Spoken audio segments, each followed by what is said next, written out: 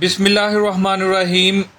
WordPress के complete course के lecture number 13 के साथ मैं हूं बशर। अस्सलामु अलैकुम। आज हम एसईओ के टॉपिक पर बात करने जा रहे हैं। आपको याद होगा कि प्लगइन के सेक्शन में, प्लगइन के लेक्चर में मैंने एक योस्ट एसईओ का प्लगइन भी डाउनलोड कर लिया था। आपको वो डाउनलोड करना सिखाया था। कार्ड के ऊपर अगर आप देखना चाहें वो लेक्चर, तो कार्ड के ऊपर उसका लिंक आ रहा होगा, आप क्लिक करके वो लेक्चर भी देख सकते हैं। तो आज के लेक्चर में ना हम बेसिक बेसिक जो वर्डप्रेस के अंदर एसईओ यूज़ होती है हम उस पे बात करेंगे और एसईओ के बारे में समझेंगे और वर्डप्रेस के अंदर इसकी क्या इम्पोर्टेंस है और वर्डप्रेस कितना फ्रेंडली है, इसके ऊपर बात करेंगे और कौन कौन से फैक्टर्स होते हैं उनके बारे में ओवरव्यू लेंगे। मगर डिटेल इंशाल्लाह ताला हम एसईओ के कंप्लीट कोर्स के अंदर इसको डिस्कस करेंगे। तो बिना वक्त ज़ाया किए चलते हैं लेक्चर की जानिब।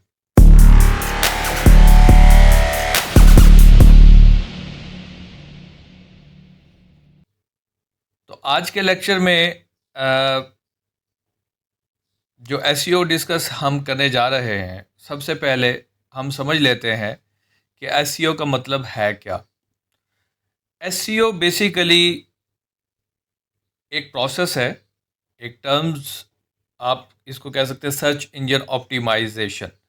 यानी कि जब भी हम किसी वेबसाइट पर कोई भी चीज़ सर्च करते हैं तो वो गूगल के सर्च रिज़ल्ट में हमें टॉप पर दिखाई दे रही होती हैं।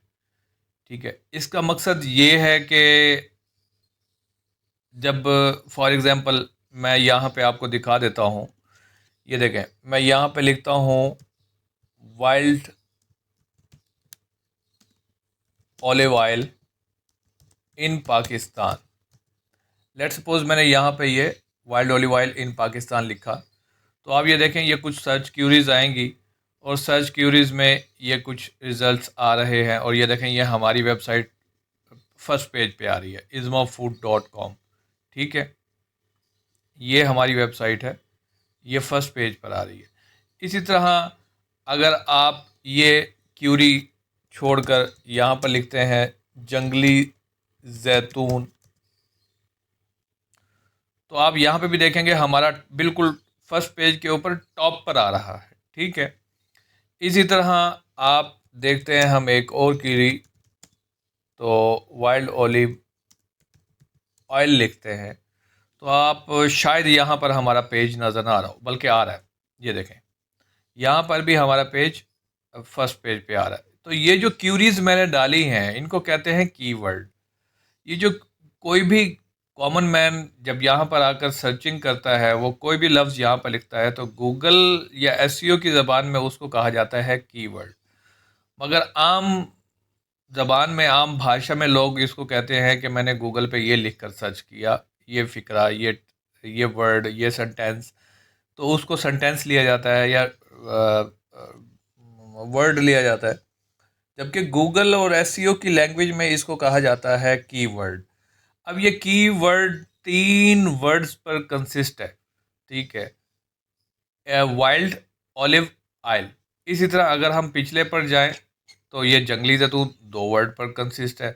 इसी तरह आप तीसरे पहले वाले पे जाएं तो यहाँ पे 1 2 3 4 5, तो ये 5 वर्ड हो जाते हैं। ठीक है, स्पेसिस के बाद, तो ये पूरा का पूरा एक कीवर्ड हो जाता है।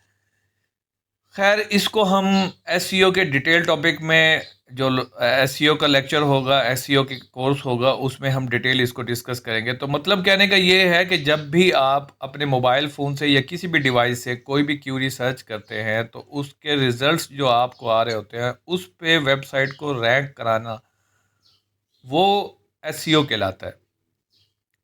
अब आते हैं वर्डप्रेस एसईओ के लिए इम्पोर्टेंट क्यों है, उसकी क्या इम्पोर्टेंस है। अगर आपकी वेबसाइट सर्च इंजन रिजल्ट में ऊपर नहीं होती तो लोग आपकी वेबसाइट को नहीं देख सकते। यानी कि दूसरे तीसरे चौथे, ये देखें ये दूसरे तीसरे चौथे पेज पे आ जाती है। तो कौन जाता है इस पेज पे? किसी को पता ही नहीं होता कि ये अगले पेजेस हैं या नहीं, कोई रेयर ही लोगों को पता होता है। एनी हो, वर्डप्रेस सर्च इंजन फ्रेंडली है, मैंने आपसे पहले डिस्कस किया था फर्स्ट लेक्चर में भी मेरा ख्याल में शायद। तो मैंने आपको बताया था कि वर्डप्रेस इस टाइम दुनिया में सबसे ज़्यादा मकबूल CMS है, फेमस CMS है।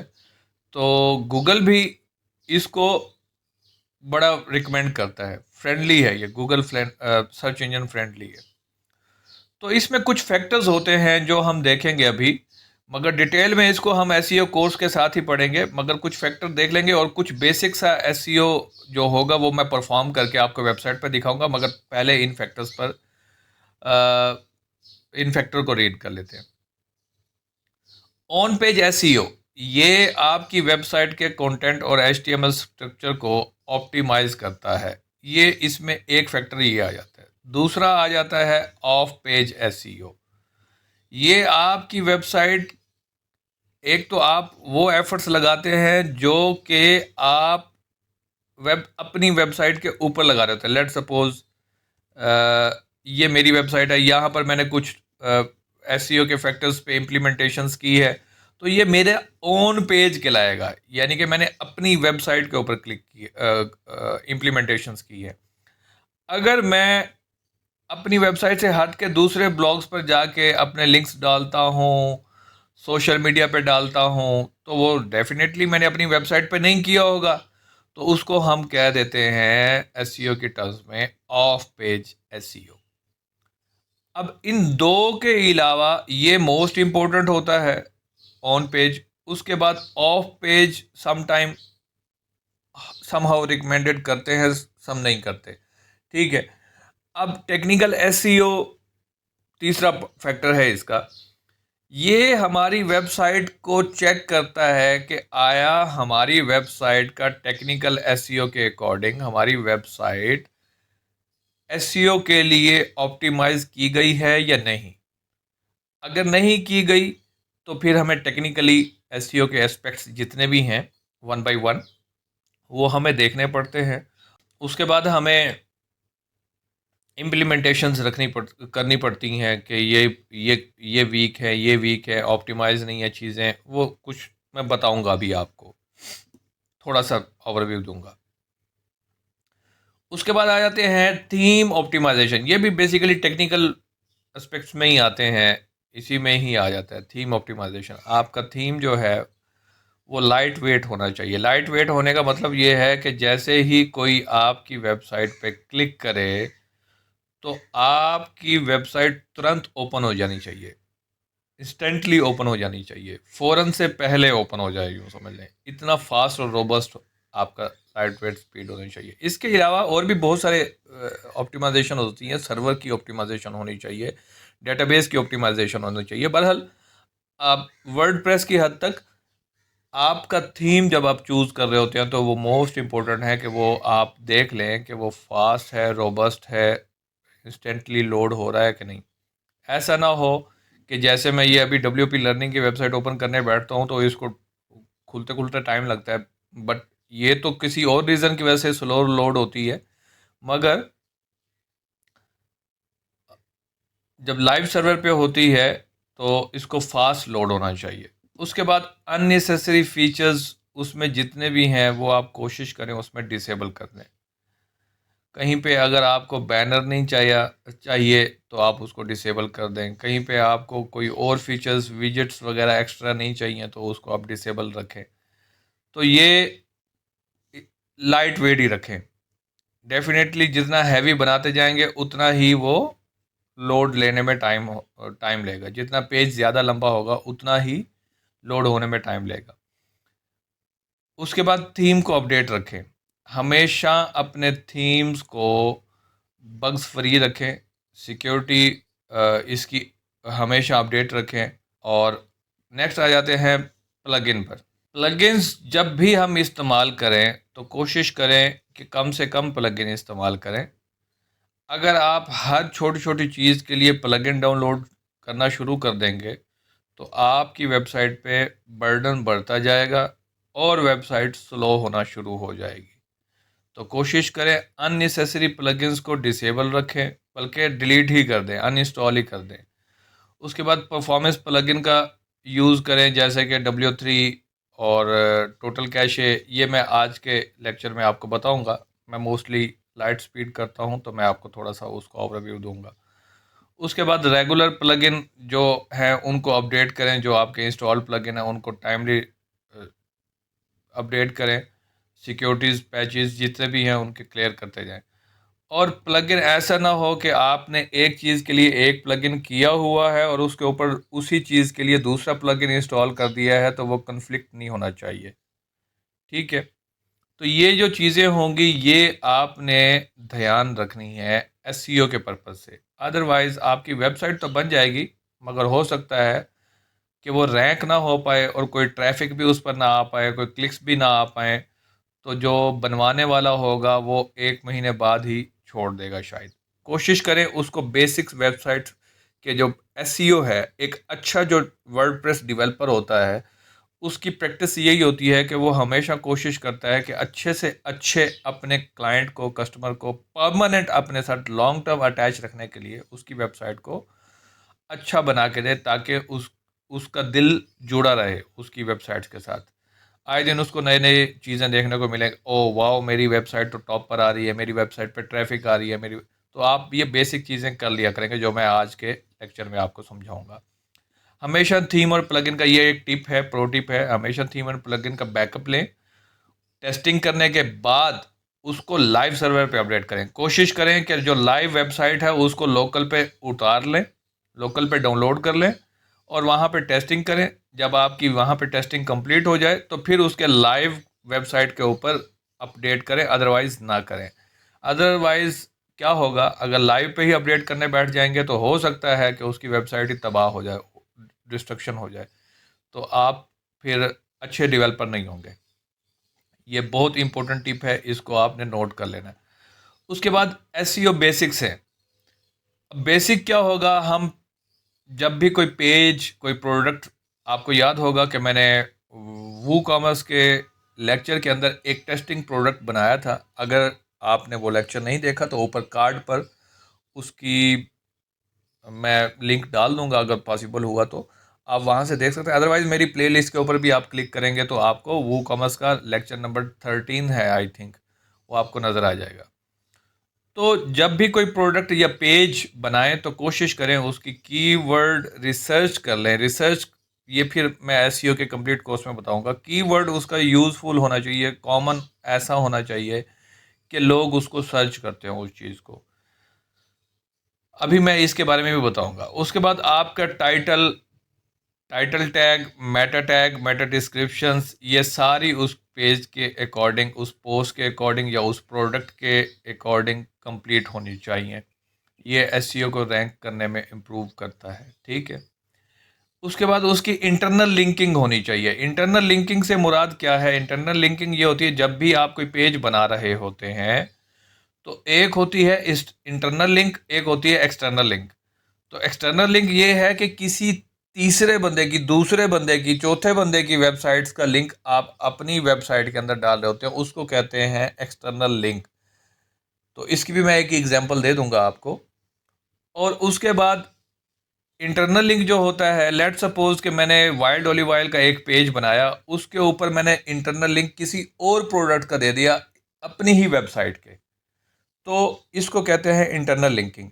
तो हम इंटरनल लिंकिंग का भी थोड़ा सा इसमें देखेंगे। उसके बाद है प्लगइन्स। मैंने आपको ऑलरेडी बता दिया है कि ये प्लगइन मैंने आपको लेक्चर नंबर प्लगइन्स के लेक्चर में मैंने इंस्टॉल करना दिखा भी दिया था।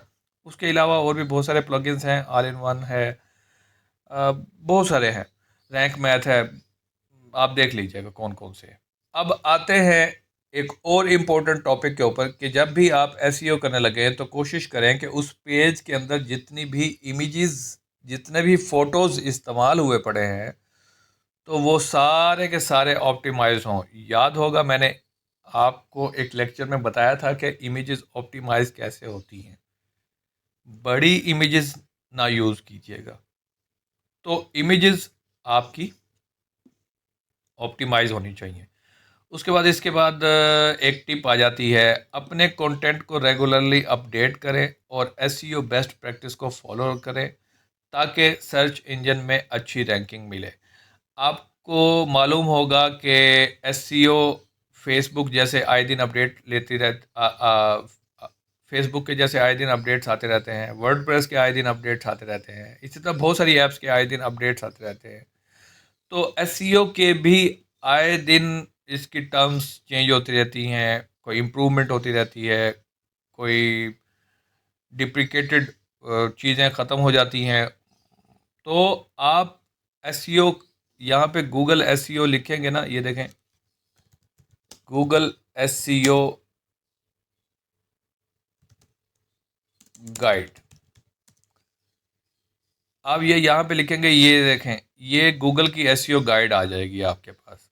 आप चाहें तो ये सारी डॉक्यूमेंटेशन है, यहाँ पे अगर आप रीड कर सकते हैं तो इसकी सारी डॉक्यूमेंटेशन आपने रीड कर लेनी है। आए दिन अपडेट्स आती रहती हैं, वीडियोस भी ये अपलोड करते रहते हैं, बताते रहते हैं कि यूआरएल फ्रेंडली क्या होता है, नॉन फ्रेंडली क्या होता है, किस तरह से होना चाहिए। तो ये यूज़र की, ये गूगल सर्च इंजन की, ये developer.google.com, ये उन्होंने बाकायदा सर्च इसेंशियल यहाँ पर दिए हुए हैं। ओवरव्यू आप देख लें, टेक्निकल रिक्वायरमेंट्स देख लें, स्पैम पॉलिसी देख लें, क्या क्या होती है।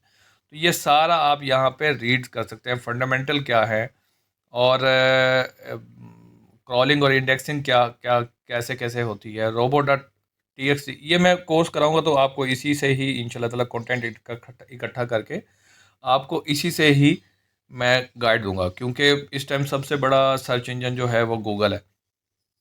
तो इसी गाइड से ही मैं आपको ट्रेनिंग दूंगा, इसी से ही लेक्चर बनाऊंगा। एनी हो, आगे आते हैं ऑन पेज एसईओ ऑप्टिमाइजेशन। इसको हमने बेसिक पढ़ लिया है, heading, internal link, image optimisation, ये सारा हम अभी करते हैं। कीवर्ड रिसर्च, कीवर्ड आपको अपने कंटेंट में रेलिवेंट और high search volume keyword include करने चाहिए, कीवर्ड डेंसिटी ज़्यादा इस्तेमाल नहीं करना चाहिए। ठीक है, उसके बाद ऑफ पेज का थोड़ा सा देख लेंगे कि कैसे कैसे किस तरह से प्रोसेस होता है। बैक लिंकिंग बिल्डिंग ये क्या होती है, बैक लिंकिंग क्वालिटी क्या होती है, टेक्निकल एसईओ क्या होता है, इस पे हम अभी बात करते हैं। आइए हम अपनी वेबसाइट की जाने आते हैं और यहाँ पे आके इम्प्लीमेंटेशन को चेक करते हैं।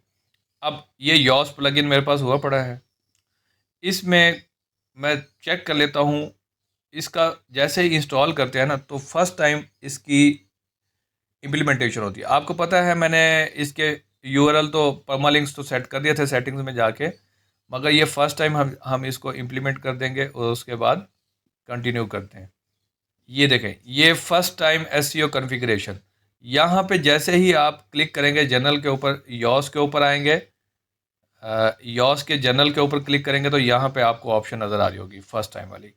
तो मैं जैसे ही यहाँ पे क्लिक करता हूँ तो यहाँ पे कंटिन्यू करूँगा एसईओ डाटा ऑप्टिमाइज। उसके बाद यहाँ पे साइट ऑर्गेनाइजेशन है, पर्सनल है, क्या है उसका, वेबसाइट का नाम क्या है, वेबसाइट का ऑर्गेनाइजेशन का नाम क्या है, लोगो क्या है, इसको मैं कंटिन्यू कर लूँगा। और उसके बाद यहाँ पे सोशल मीडिया अगर मेरा कोई है तो मैं यहाँ पर ये फेसबुक का दे दूँगा, और यहाँ पर instagram.com/ismadts.com ये कर दूँगा। अगर कोई और टिकटॉक है, कोई और है, तो मैं यहाँ पर वो भी दे दूँगा, tiktok.com/@ismadts.com। तो ये मेरे कुछ प्रोफाइल्स होंगी, मैं इसको कंटिन्यू कर लूँगा। उसके बाद मैं यहाँ पर आता हूँ तो इंस्टाग्राम, ये देखें उसने स्पेलिंग आपको बता दी है, इंस्टाग्राम स्पेलिंग तो ठीक है। इसको मैं ओपन करके देख लेता हूँ कि इसमें फॉल्ट क्या आया था।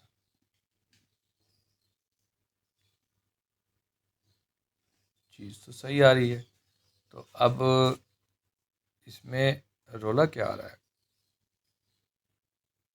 अच्छा, ये कहीं ट्विटर की जगह तो मैंने नहीं डाल दिया।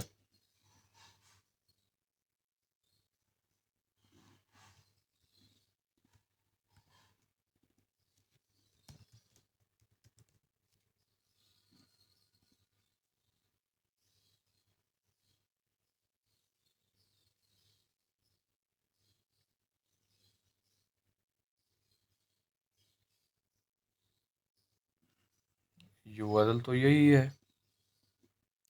खैर इसको हम कंटिन्यू करते हैं, फ़िलहाल इसमें डिटेल्स देखेंगे बाद में ये क्या इशू दे रहा है। तो इसको भी हम डिलीट कर देते हैं और इसको यहाँ पे रख देते हैं और इसको डिलीट कर देते हैं। तो यहाँ पे हम देखेंगे ये कोई और ही दे रहा है। कंटिन्यू, हमने एक ही फेसबुक दे दिया, ठीक है। अब इसको बाद में रेक्टिफाई कर लेंगे, देख लेंगे। ये आप भी ट्राई कीजिएगा, फिर अगर ना समझ आए तो मुझे बताइएगा, मैं इसको रेक्टिफाई करूँगा ये ऐसा एरर क्यों आ रहा था। तो अभी यहाँ पे कहता है अब क्या चाहते हैं आप कि आपको यॉस वाले को टिप्स देते रहें। तो यहाँ पे आप अपना ईमेल लिखेंगे और उसके बाद yes give me free tips, तो यहाँ पे फ्री टिप्स कर देते हैं। लिहाजा मुझे ज़रूरत नहीं है तो मैं इसको नो ही चूज़ करूँगा और उसके बाद कंटिन्यू कर दूँगा। तो ये फर्स्ट टाइम वाला एसईओ आपका तकरीबन आलमोस्ट हो चुका है। उसके बाद कुछ चीज़ें इसकी सेटिंग्स के अंदर आती हैं और यहाँ पे साइट मैप भी बन जाता है, यहाँ पे रोबो टेक्स्ट फाइल भी बनती है। ये सारे फीचर्स आपको देता है।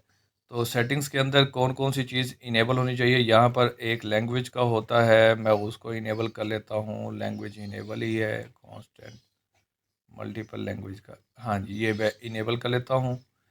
Inclusive language analysis, different languages में भी एनालिसिस कर सके। अच्छा, उसके बाद साइट के बेसिक्स हैं, इसको मैं एज इट इज़ रहने देता हूँ। मैं ये डैश डूश, अच्छा ये जो इमेज है ये आप सेट कर दीजिएगा। जब भी आप कभी फेसबुक पे कोई यूआरएल सेंड करने जाते हैं तो एक इमेज आती है यूआरएल के नीचे, तो वो ये यूआरएल वाली इमेज जो भी आप सेट करेंगे वो ये इमेज वहाँ पर आ जाया करेगी। उसके बाद जो है यहाँ पर डेट्स इट, बस इसको मैं सेव चेंज कर देता हूँ।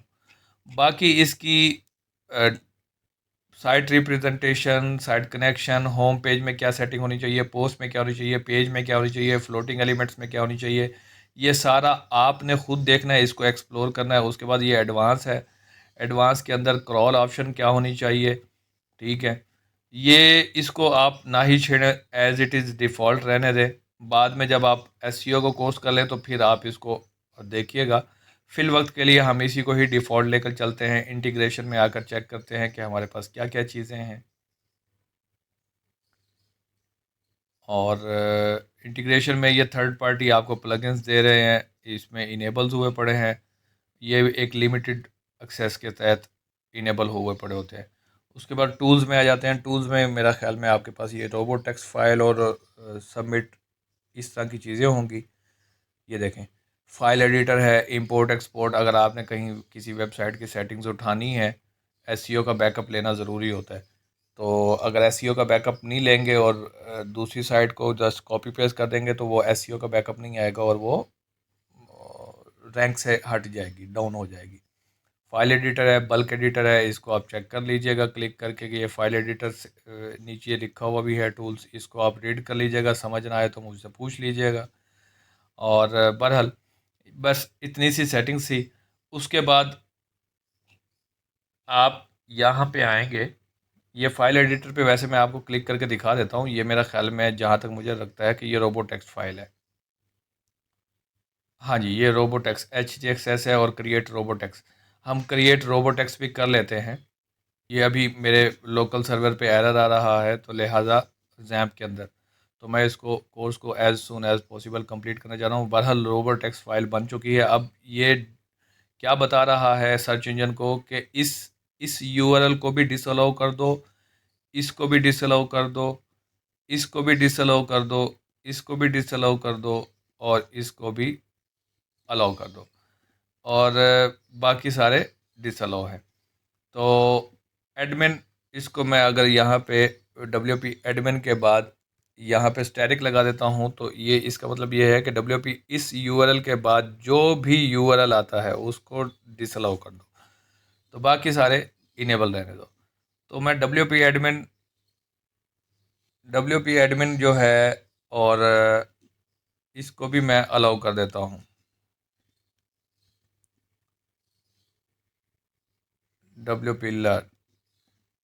WP एडमिन को ये इसको भी अलाउ कर देता हूँ, ये लें। ये 2 यूआरएल अलाउ होंगे, बाकी सारे डिसअलाउ होंगे, ठीक है। अब इसको आप लाइव पे भी रोबोडक्स रोबोट्स डॉट टी फाइल आपकी बन चुकी है। अब आते हैं इम्प्लीमेंटेशन पर कि हम देख लेते हैं कि ऑन पेज की इम्प्लीमेंटेशन क्या है। ऑल प्रोडक्ट्स पे क्लिक कर रहे हैं। अब आप देखेंगे कि यहाँ पे मैं आपको, ये हमारा टेस्ट प्रोडक्ट है।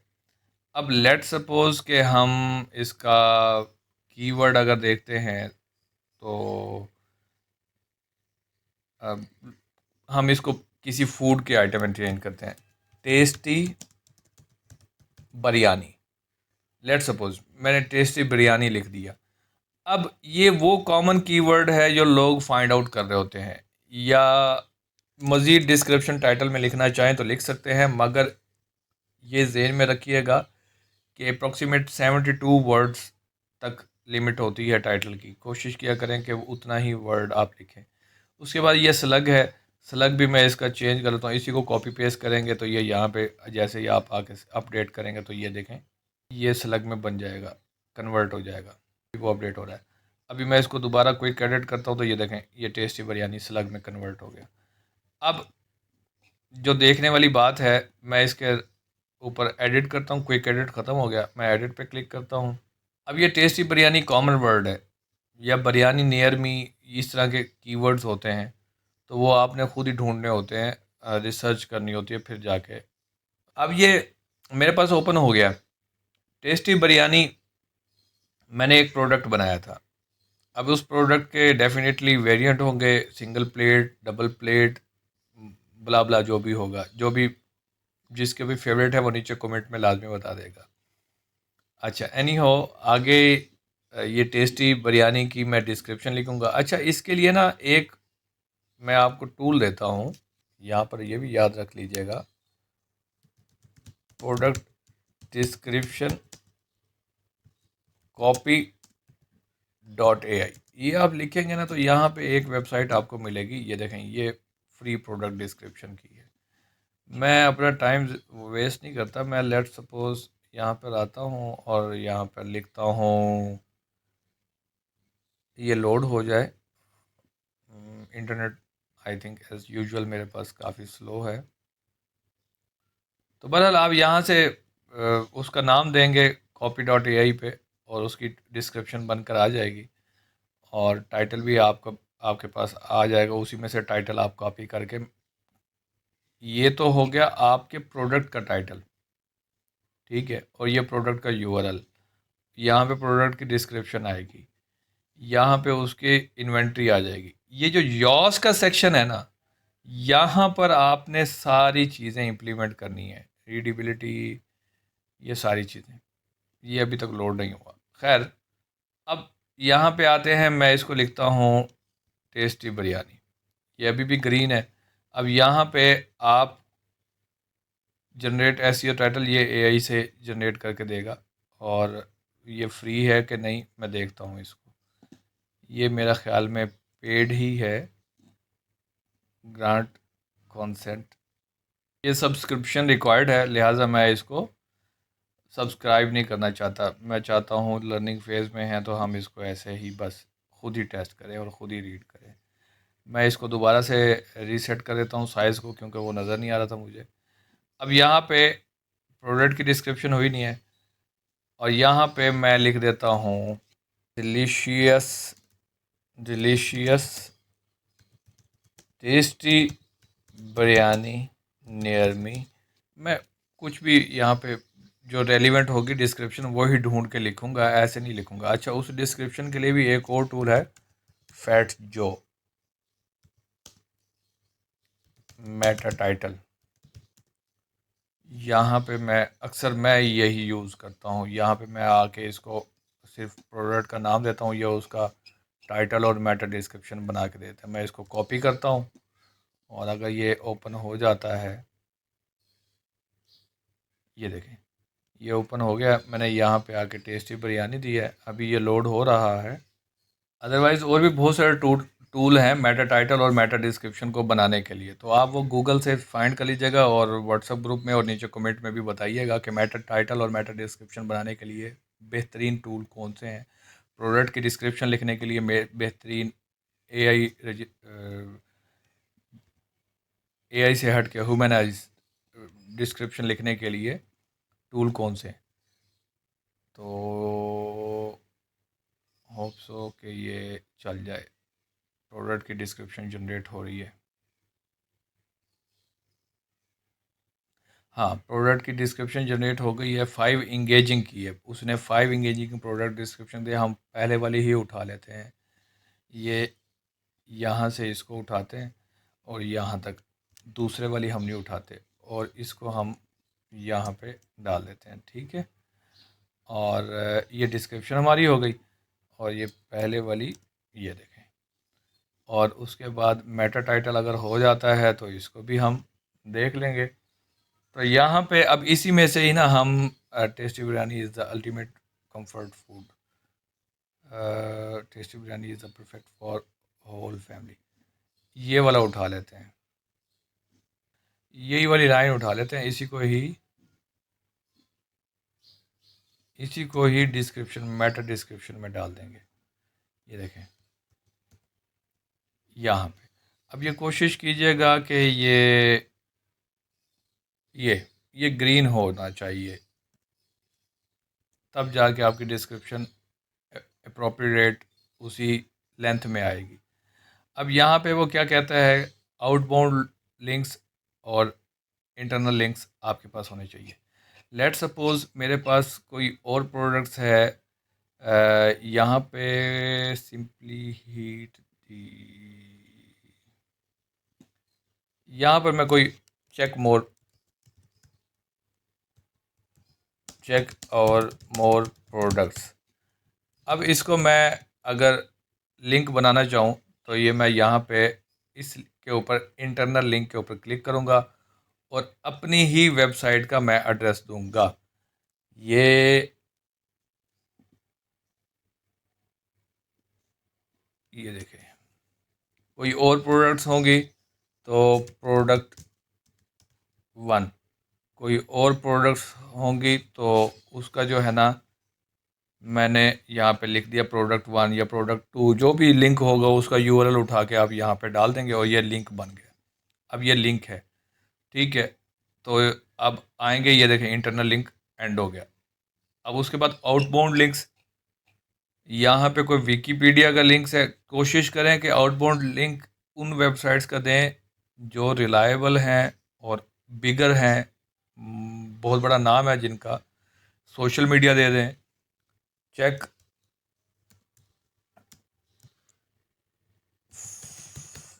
FOLL, follow us on Facebook. अब इसको मैं फॉलोअर्स, अब इसको मैं फेसबुक को जो है यहाँ पे ये लिंक दे दूंगा। ये देखें, अब आउटबाउंड भी नीचे से गायब हो चुका होगा, ये देखें।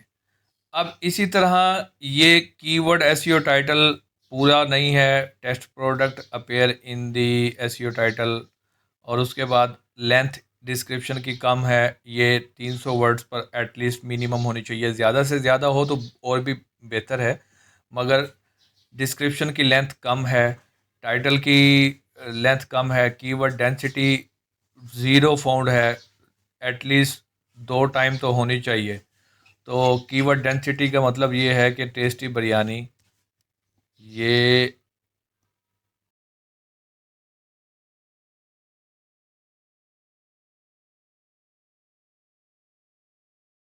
ये टेस्टी बिरयानी है, और यहाँ पर कोई और भी है टेस्टी बिरयानी।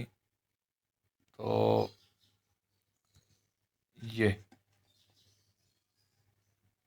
कीवर्ड, हाँ ये टेस्टी बिरयानी है। अब ये देखें काफ़ी सारी चीज़ें ख़त्म हो गई हैं, ठीक है। अब ये 4 टाइम वो कह रहा है कि भाई कीवर्ड डेंसिटी आपकी found 4 time, that's more than recommended 3 time होनी चाहिए। ये यहाँ पे आप इसको रिमूव करके देखते हैं कि 3 टाइम हुआ है। हाँ, ये ऑलमोस्ट क्लियर हो गया। अब रह गया है ये डिस्क्रिप्शन की लेंथ। ये चाहें तो आप किसी और एआई टूल से बना लें या ख़ुद कंटेंट राइटर से बनवा लें तो ज़्यादा बेस्ट है। तो ये ऑलमोस्ट हमारा एसईओ दे देखें, ये भी ग्रीन हो चुका है, ये भी ग्रीन हो चुका है, ये भी ग्रीन हो चुका है और ये यहाँ पे सारी यॉस का एनालिसिस हमारे पास ग्रीन है। तो हम इसको अपडेट करेंगे तो ये हमारा almost, last but not least, ये हमने इमेज भी देखना था कि ऑप्टिमाइज है या नहीं। बहरहाल इमेजेस हमने पहले ही ऑप्टिमाइज करके लगा दिए थे। तो ये हमारा एसईओ का टॉपिक यहाँ पर ऑन पेज का कंप्लीट हो जाता है। ठीक है, उसके बाद टेक्निकल एसईओ में जो चीज़ें होती हैं वो मैंने यॉस में एक robo.txt फाइल होती है, एक इसके साथ सर्च कंसोल होता है। ठीक है, वो फिर हम डिटेल इंशाल्लाह ताला अपने एसईओ के कोर्स के अंदर पढ़ेंगे कि हम टेक्निकल एसईओ के किस तरह से उसको कवर अप करते हैं। और मेरा ख्याल में फेसबुक की हद तक, ऑन पेज की हद तक हमारा ये एसईओ कंप्लीट हो गया। अब आते हैं ऑफ पेज पे। ऑफ पेज क्या होता है, आप अपने सोशल मीडिया पे लिंक्स डालेंगे, अपने वेबसाइट का कोई ब्लॉग लिखते हैं, उनको किसी दूसरी वेबसाइट्स पे लिंक डालते हैं, कोई प्रोडक्ट्स लिखते हैं, उन प्रोडक्ट्स के लिंक शेयर करते हैं किसी दूसरे वेबसाइट पे। लाइक आप रेडिट पर शेयर करते हैं, कोरा पर शेयर करते हैं, पिंटरेस्ट पर शेयर करते हैं, सोशल मीडिया पर शेयर करते हैं, ब्लॉगिंग करते हैं, आप गेस्ट पोस्ट कराते हैं किसी दूसरे की वेबसाइट पर जाके, हाई रैंकिंग वाली वेबसाइट्स पर जाके उसको पोस्ट करते हैं लिंक को। तो वो सारे के सारे एस्पेक्ट्स आपके ऑफ पेज के ऊपर होते हैं। गूगल फिर देखता है कि अच्छा, ये उन्होंने भी, बड़ी वेबसाइट्स ने भी इस वेबसाइट्स को जूसिंग लिंक दिया हुआ है। जूसिंग लिंक मतलब लोग वहाँ से, ट्रैफिक वहाँ से, क्रॉलर हो या लोगों की ट्रैफिक हो, अदर वेबसाइट से आपकी वेबसाइट पर लैंड करते हैं। तो गूगल का क्रॉलर भी इसी तरह आपकी वेबसाइट पर लैंड करता है। तो इसको कहते हैं ऑफ पेज एफर्ट्स, जितनी भी होती हैं एसईओ की। टेक्निकल वाला इंशाल्लाह ताला हम कवर अप करेंगे हम अपने एसईओ के कोर्स में। यहाँ तक उम्मीद है आपको क्लियर हो गया होगा। अब आते हैं वर्डप्रेस की स्पीड के बारे में डिस्कस करते हैं कि जो आपकी वेबसाइट की स्पीड है, जो आपकी वेबसाइट के अंदर फाइल्स हैं, प्लगइन्स हैं, थीम्स हैं, उनको ऑप्टिमाइज़ कैसे किया जाए। तो उसके लिए मैंने आपको बताया था कि मैं यूज़ करता हूँ, आप प्लगइन्स में आएंगे, ऐड प्लगइन्स पे क्लिक कर लें और